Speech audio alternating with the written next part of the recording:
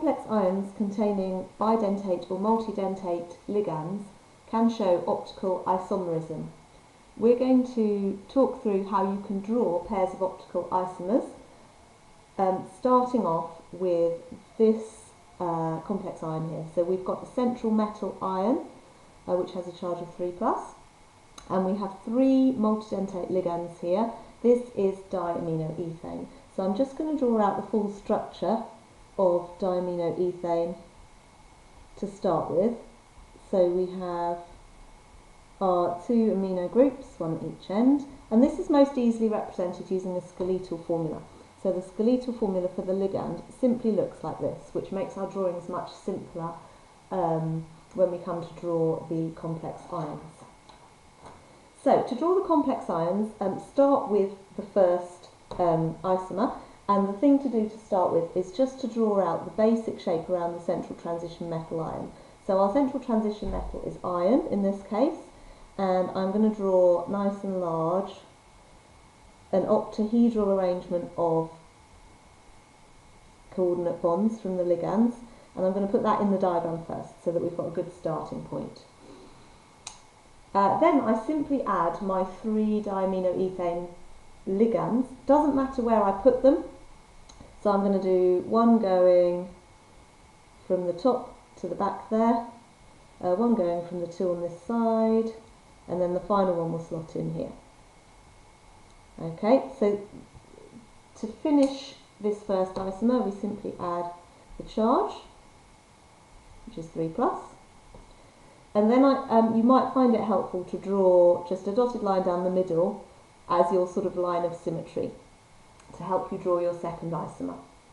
So we go through the same process again for the second isomer. We draw our central metal ion, and we draw our octahedral shape of bonds. So we have 2 bonds coming towards us, 2 bonds going away from us. Now this time, when you get to add the ligands, all you need to do is you need to reference what you drew in the first diagram. So I drew on the left-hand side here one of my ligands from the back to the front bond.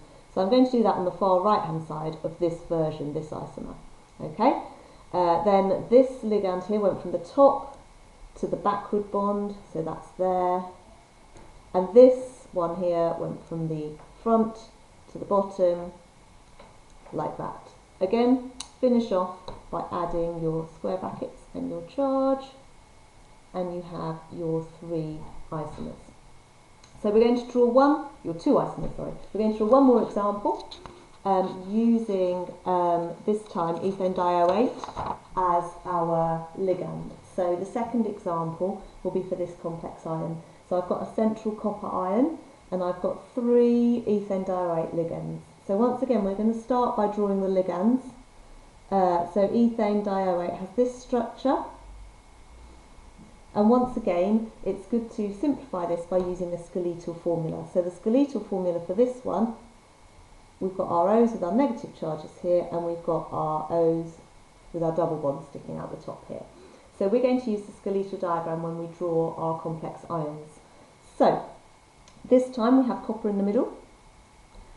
And once again we're going to start by drawing our tetrahedral shape of bonds, 2 bonds coming towards, 2 bonds going away from us like this, and then we're ready to start adding the ligands to our complex ion.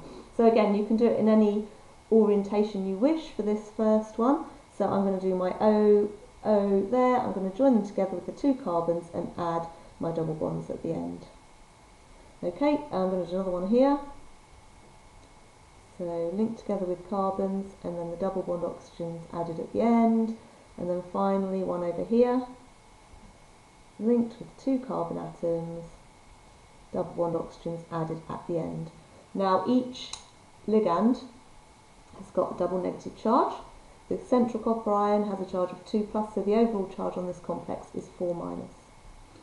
Once again, I'm going to add a dotted line to show the line of symmetry, and then start once again by drawing out my central arrangement of bonds to show the octahedral shape. You don't need to show the exact shape for your ligands, which bonds are coming towards you and going away from you, for the purposes available. So Once again, I'm ready to add my ligands now, so I compare with my original diagram. I've got a ligand here, which is on the right hand side as I've drawn it here, so I'm going to draw it on the left hand side on the mirror image, 2 oxygens, linked with a carbon, 2 carbons, and then I'll put my double bond oxygens on at the end.